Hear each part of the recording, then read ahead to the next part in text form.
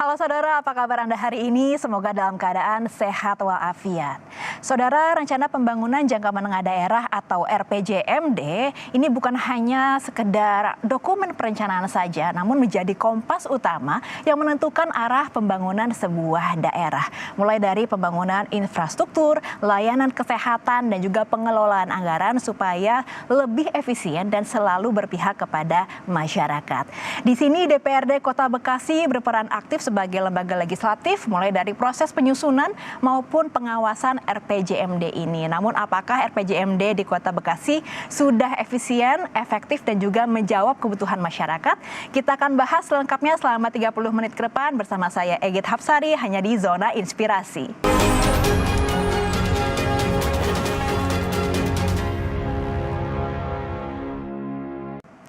Baik saudara, untuk membahasnya sudah hadir bersama saya di studio Kompas TV, Ketua DPRD Kota Bekasi, Bapak Dr. Sardi Effendi, SPD MM. Halo, apa kabar Bapak? Assalamualaikum. Waalaikumsalam, baik. Sehat ya Pak? Sehat, alhamdulillah. Terima kasih sudah menyempatkan waktunya untuk kami di Kompas TV. Nah, kita langsung saja kita berbicara mengenai RPJMD di Kota Bekasi. Bapak Sardi sebagai Ketua DPRD, bagaimana evaluasinya sejauh ini? Ya, RPJMD sampai saat ini baru rancangan awal ya diserahkan ke DPRD dari pemerintah daerah ya untuk dimatangkan, dievaluasi oleh pemerintah daerah, disampaikan kembali untuk kita tugaskan nanti di DPRD di panitia khusus pansus untuk diperdakan RPJMD itu. Sehingga kalau sudah diperdakan RPJMD itu menjadi dasar pemerintah daerah melaksanakan program-program pemerintah daerah sesuai dengan janji kampanye wali kota, wakil wali kota terpilih. Gitu. Dari berbagai sektor dan juga prioritas yang ada, apa yang menjadi dibilang top 3 dari RPJMD Kota Bekasi? Ya, kalau RPJMD karena mengacu kepada visi misi wali kota, wakil wali kota terpilih, punya visi itu Bekasi nyaman dan juga sejahtera warganya. Sehingga nanti ke depan kita ingin lihat yang turunan visi wali kota dan wakil wali kota terpilih ini program apa yang memang menjadi unggulan. Nah, ini nanti kita akan coba cermati di rancangan peraturan daerah yang akan diajukan di RPJMD itu. Biasanya pembangunan kota atau daerah itu bertumbuh pada pembangunan infrastruktur dan juga kesehatan dan juga pengelolaan anggaran itu sendiri. Dari 3 itu apa tantangan yang dihadapi di Kota Bekasi, Pak? Ya, paling tantangan terbesar itu kaitan dengan anggaran ya. Kita berharap ke depan Kota Bekasi ini berkaitan dengan peningkatan ya pendapatan asli daerah ini selalu dikuatkan, diseriusi strategi-strategi pencapaiannya oleh pemerintah daerah melalui Badan Pendapatan Daerah ya, karena kalau pendapatan berkurang tentu tidak mampu membiayai RPJMD yang nanti 5 tahun itu ya. Betul. Makanya kita ingin menghitung sebetulnya berapa kekuatan kemampuan keuangan daerah untuk membiayai rencana pembangunan jangka menengah daerah ini kaitan dengan program-program apa yang akan digulirkan oleh pemerintah daerah. Karena semuanya itu tentunya butuh anggaran yang memadai, balik lagi ke anggaran ya Pak ya. Namun kalau kita mungkin berbicara satu persatu dari sektor unggulan tadi, di infrastruktur sendiri tantangan utamanya apa Pak? Ya, infrastruktur tantangan utamanya tentu di Kota Bekasi ini banyak jalan-jalan yang rusak berat ya, kemudian juga sedang. Kita ingin semua jalan-jalan di Kota Bekasi itu semua baik, rapih, tidak ada lagi jalan yang rusak. Sehingga masyarakat dimudahkan untuk beraktivitas dalam kesehariannya. Karena kalau jalan berlubang, kemudian juga jalan yang kondisi tidak baik, tentu ini mengganggu masyarakat dalam beraktivitas.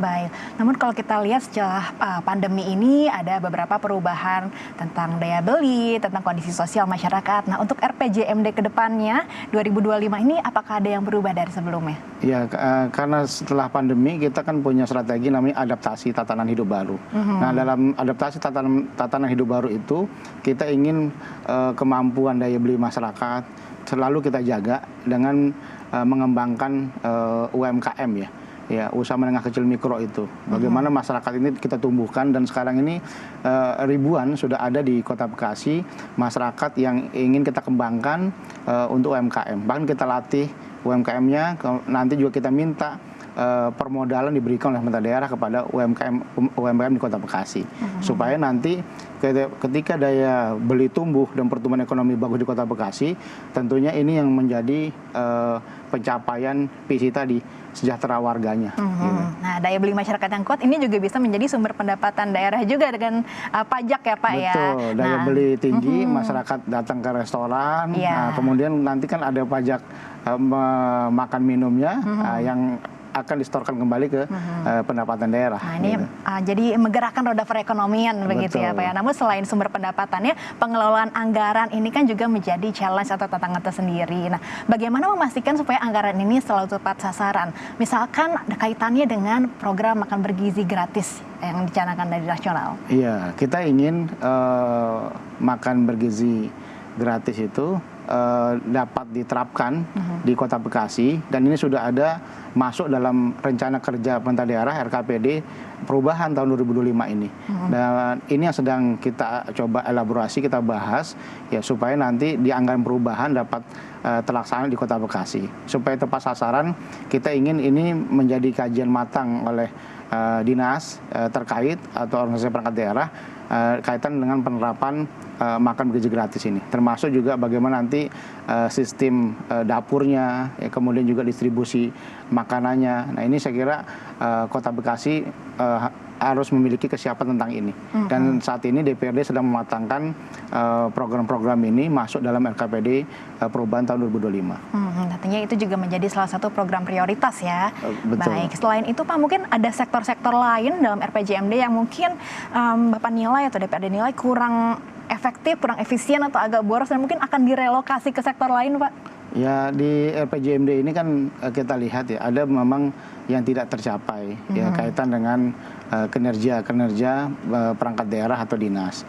Nah, kita berharap ke depan dalam RPJMD itu ada beberapa dinas yang kaitan dengan pendapatan misalnya yang tidak tercapai. Ini harus betul-betul kita lihat bagaimana prognosis dan juga di saat intensifikasi pajak itu, retribusi pajak daerah juga ini menjadi satu kesatuan, supaya di Badan Pendapatan Daerah berkaitan dengan strategi-strategi yang digunakan dalam memungut pajak kepada masyarakat ini perlu adanya sebuah inovasi.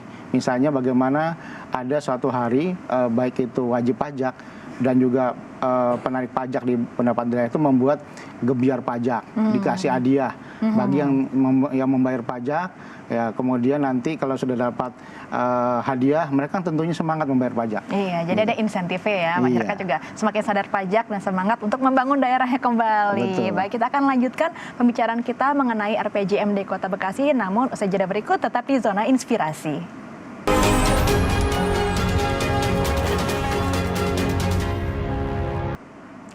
Anda masih menyaksikan Zona Inspirasi, Saudara, masih bersama Ketua DPRD Kota Bekasi, Bapak Sardi Effendi. Pak Sardi, di segmen sebelumnya kita sudah membahas bahwa top 3 atau 3 sektor unggulan ya dari RPJMD Kota Bekasi, diantaranya ini ada pendidikan, kesehatan, dan juga infrastruktur. Nah, kita obrolin infrastrukturnya dulu nih Pak. Bagaimana di Kota Bekasi ini memastikan bahwa infrastruktur apa saja nih yang menjadi prioritas pembangunan di Kota Bekasi? Ya, infrastruktur yang diinginkan masyarakat itu adalah jalan-jalan antar kecamatan itu bagus. Kemudian jalan lingkungan supaya warga juga nyaman beraktivitas. Dan juga berkaitan dengan saluran air ya. Bagaimana got di tengah-tengah rumah masyarakat itu rapi, tidak mampet ya, sehingga masyarakat nyaman, tidak ada lagi banjir di tengah masyarakat, air tergenang misalnya. Nah, ini berkaitan dengan drainase yang memang kita inginkan adanya sebuah sistem di Kota Bekasi. Kalau drainase sudah tersistem, sudah terkoneksi dengan aliran sungai misalnya, ini tentu tidak lagi timbul persoalan-persoalan infrastruktur di tengah masyarakat. Ditambah lagi tadi jalan-jalan sudah rapi ya, sudah bagus ya, dan masyarakat pun ketika beraktivitas ini kan lebih dimudahkan dalam kesehariannya, dan ini yang menjadi target pemerintah daerah yang baru saat ini. Nah, ini ya sebenarnya DPRD concern betul melakukan pengawasan berkaitan dengan penyerapan ya anggaran infrastruktur yang memang saat ini sedang akan dilakukan oleh pemerintah daerah. Pak Sardi, kalau kita lihat Kota Bekasi ini wilayahnya cukup luas, kondisi demografisnya juga beragam begitu ya. Bagaimana supaya memastikan bahwa pembangunan infrastruktur ini tetap merata di semua daerahnya? Ya, kita ingin memang infrastruktur yang berkeadilan, yang merata. Jadi jangan sampai ada 12 kecamatan di Kota Bekasi itu 6 yang rapih, jalannya bagus, kemudian 6 tidak. Tapi ingin 12 kecamatan ini, antar kecamatan itu juga rapih, sehingga memudahkan masyarakat untuk beraktivitas, memobilisasi baik itu antar kecamatan. Sehingga antar kelurahan pun ada 56 kelurahan di Kota Bekasi ini juga sama.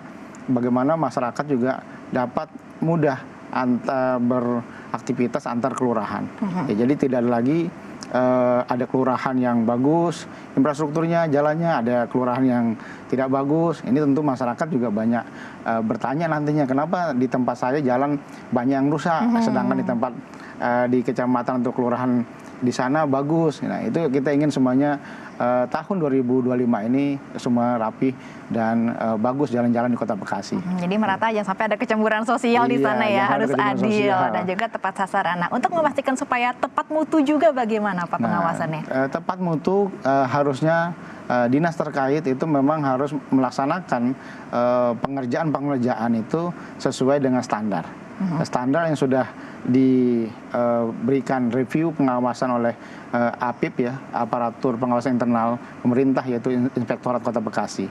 Ya, supaya nanti di saat pengerjaan itu betul-betul sesuai kualitas, sesuai dengan mutunya, karena sudah berstandar. Bahkan kalau perlu bersertifikat itu dalam pengerjaan itu, sehingga itu dianggap itu yang bermutu dan berkualitas. Gitu. Oke, itu tadi mungkin nomor pertama di infrastruktur begitu ya. Untuk kesehatan, layanan kesehatannya bagaimana Pak di Kota Bekasi? Mungkin ada yang ingin disampaikan mengenai reformasi kebijakan ataupun layanan kesehatan yang menjadi prioritas? Ya, kita memang menginginkan dengan visi wali kota baru ini layanan kesehatan di puskesmas, layanan kesehatan di rumah sakit tipe D dan juga RSUD Kota Bekasi, ya ini betul-betul melayani pelayanan kesehatan dasar.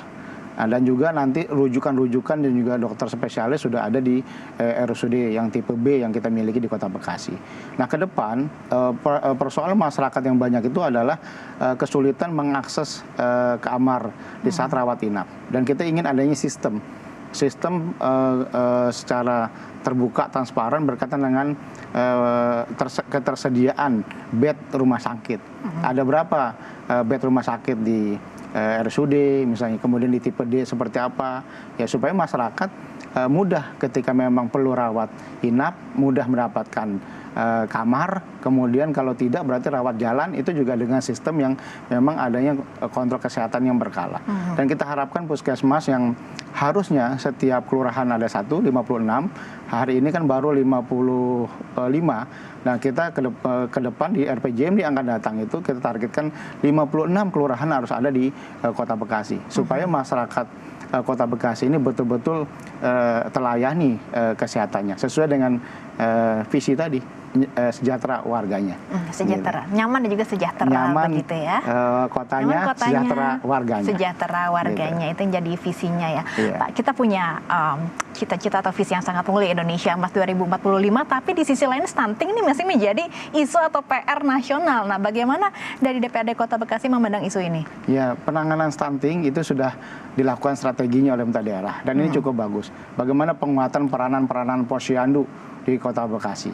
Dengan adanya peranan posyandu yang ada di tingkat RW, tingkat kelurahan, ini perlu ada penguatan.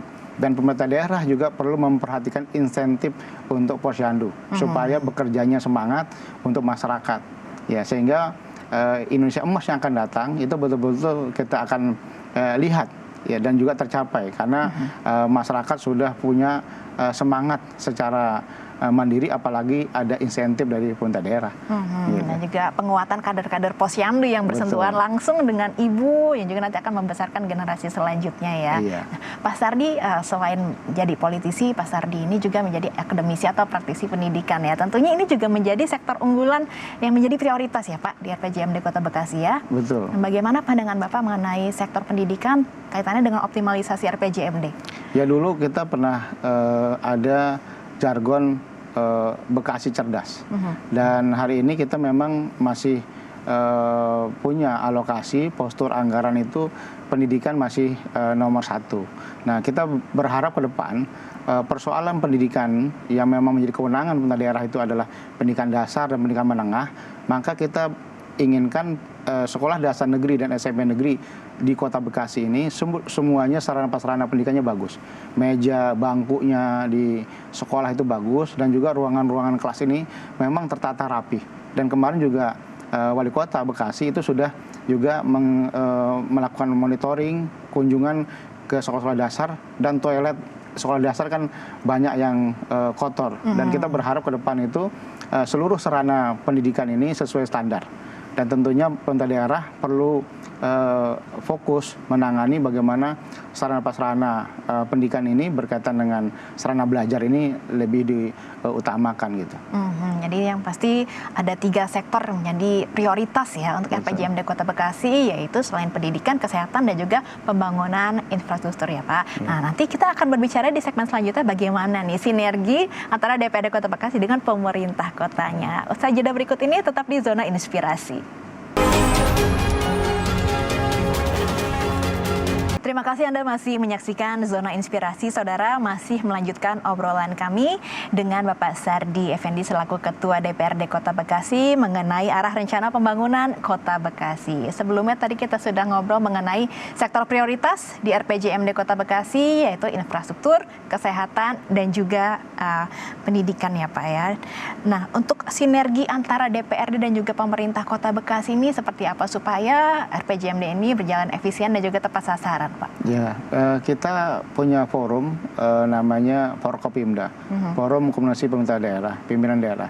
Nah, kemudian juga DPRD juga diundang dalam merumuskan rancangan RPJMD itu, ya, rancangan pembangunan ke depan itu seperti apa. Sehingga dari awal kita sudah bersama berdiskusi, bermusyawarah, sehingga nanti ketika penetapan RPJMD ini menjadi kebijakan di 5 tahun yang akan datang, tentunya ini adanya sinergi yang memang dilakukan sampai 5 tahun.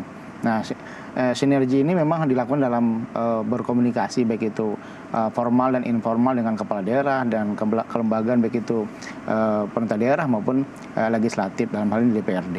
Nah, sehingga kita rumuskan secara bersama apa yang memang menjadi masukan DPRD dan masukan pemerintah daerah, sehingga kita sama-sama membahas dan menetapkan secara bersama. Bersama masyarakat juga kah? Bagaimana keterlibatan masyarakat dalam mungkin penyusunan rencana RPJMD ini? Betul, kita punya forum uji publik, hearing publik kaitan dengan RPJMD.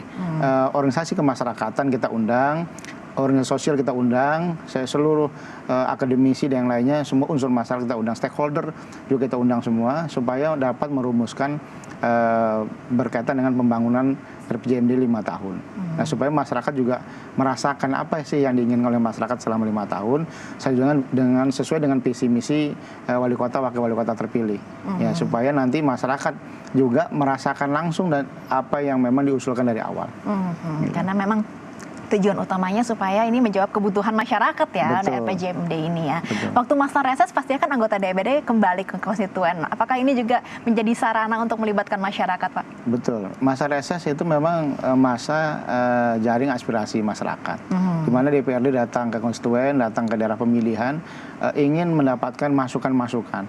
Tadi bagaimana apa yang terjadi di wilayah Bapak Ibu, misalnya jalan yang rusak, saluran yang mampet, kemudian juga aliran sungai yang tidak terjadi penyempitan, sehingga kita perlu normalisasi. Nah, ini Kota Bekasi saat ini itu yang kita lakukan, agar supaya sungai-sungai yang ada di Kota Bekasi ini rapih, tertata baik, dan tidak banjir lagi. Mungkin itu suara-suara konstituen atau masyarakat mengenai infrastruktur ya, banjir, jalan rusak. Bagaimana suara-suara dari warga Kota Bekasi mengenai layanan kesehatan yang ada? Ya, layanan kesehatan, masyarakat Kota Bekasi berharap bagaimana mengurus dan juga mengakses kesehatan itu lebih mudah, memiliki kartu BPJS misalnya. Dan Pemda hari ini juga sudah punya namanya PBI BPJS. Ya, bagaimana premi iurannya dibiayai oleh APBD Kota Bekasi bagi yang tidak mampu. Makanya masyarakat Kota Bekasi yang tidak mampu, tidak bisa membayar premi BPJS itu dibayarkan oleh APBD Kota Bekasi. Kalau untuk pendidikan, karena sempat ada berita di Kota Bekasi kekurangan tenaga pengajar dan juga mungkin kapasitas sekolah negeri yang kurang, ini juga menjadi suara dari konstituen Bapak kah? Iya, jadi Kota Bekasi memang kita kekurangan guru, sehingga pemerintah daerah sudah melakukan MOU atau kerjasama dengan kampus-kampus, sehingga kampus-kampus negeri maupun swasta banyak pemagangan-pemagangan dan juga kaitan dengan kekurangan guru ini kita diperbantukan, diberikan kegiatan-kegiatan mengajar ya. Jadi mahasiswa itu mengajar di sekolah dasar, di SMP di Kota Bekasi. Sehingga dengan adanya kerjasama seperti ini tidak lagi kekurangan guru. Gitu. Oke, selain dengan Musrenbang ataupun mengunjungi konstituen pada saat masa reses, apalagi mungkin langkah konkret yang dilakukan DPRD supaya RPJMD ini betul-betul menjawab kebutuhan masyarakat Kota Bekasi, Pak? Ya, biasanya RPJMD ini karena rencana ya, pembangunan jangka menengah, ya kita biasanya akan uji publik juga ke masyarakat. Apakah ini sudah menjawab tadi kebutuhan masyarakat, sudah menjawab tantangan 5 tahun yang akan datang berkaitan dengan persoalan-persoalan Kota Bekasi, dari mulai kemacetan misalnya, tentang pengolahan sampah ya, dan misalnya juga angka pengangguran misalnya. Ini harus menjawab itu, sehingga nanti persoalan-persoalan atau problem di tengah masyarakat itu ketika terjawab di RPJMD, ini menjadi alat ukur nantinya keberhasilan kepala daerah saat ini yang memimpin gitu. Bagaimana soal kemiskinan ekstrim dan juga penganggurannya? Ini mungkin selain isu nasional juga mungkin terjadi juga di Kota Bekasi, Pak. Iya, memang kemiskinan ekstrim ini menjadi fokus pemerintah daerah bersama DPRD dalam proses penganggaran di rencana kerja pemerintah daerah dalam perubahan 2025 ini. Dan kita inginkan adanya kegiatan-kegiatan atau program bagaimana masyarakat miskin ini harus ditumbuhkan penguatan-penguatan ekonominya, kemudian kesehatan dan pendidikannya pun perlu adanya intervensi dari pemerintah daerah agar masyarakat miskin ini tetap dapat menjadi tanggung jawab pemerintah daerah, dan masyarakat miskin ini perlu menjadi perhatian yang serius oleh pemerintah daerah dan bersama DPRD berkaitan dengan alokasi penganggaran-penganggaran yang ada di APBD perubahan yang akan datang ini. Termasuk juga penguatan tenaga medis ya untuk di sektor kesehatan sendiri ya Pak? Betul, tenaga medis ini memang menjadi sebuah concern juga, karena bagaimanapun tadi layanan kesehatan tidak akan berjalan kalau tenaga medisnya tidak kita alokasikan anggaran yang cukup untuk mereka beraktivitas di layanan kesehatan gitu. Jadi memang poin-poin di RPJMD Kota Bekasi ini memang sesuai dengan visi Kota Bekasi ya. Tadi visinya adalah nyaman kotanya, sejahtera warganya. Jadi itu bukan visi hanya wali kota dan wakil wali kota terpilih saat ini. Jadi bukan hanya kotanya yang nyaman, tata rapi, infrastruktur fisiknya baik, tapi juga sumber daya manusianya juga harus sejahtera ya Pak. Betul. Ya. Kedepannya apa harapan Pak Sardi untuk masyarakat Kota Bekasi? Ya, kita ke depan berharap Kota Bekasi ini kota semakin maju, semakin nyaman dan berkembang, dan SDM-nya kita berharap sumber daya manusia yang berdaya saing dengan kabupaten kota lain, kalau perlu untuk Indonesia. Bagaimana Kota Bekasi ini menumbuhkan kepemimpinan yang luar biasa untuk Indonesia. Dari Bekasi untuk Indonesia. Baik, terima kasih Bapak Sardi Effendi, Ketua DPRD Kota Bekasi, sudah hadir di Zona Inspirasi Kompas TV, berbagi insight mengenai optimalisasi RPJMD untuk arah pembangunan Kota Bekasi ke depannya. Semoga dalam mengawal RPJMD ini bisa dipastikan efisien dan menjawab kebutuhan masyarakat dan juga kembali kepada kebaikan efisien masyarakat. Dan efektif. Efisien dan juga efektif. Baik, terima kasih Saudara atas kebersamaan Anda selama 30 menit ini. Saya Egit Hapsari pamit undur diri, sampai jumpa.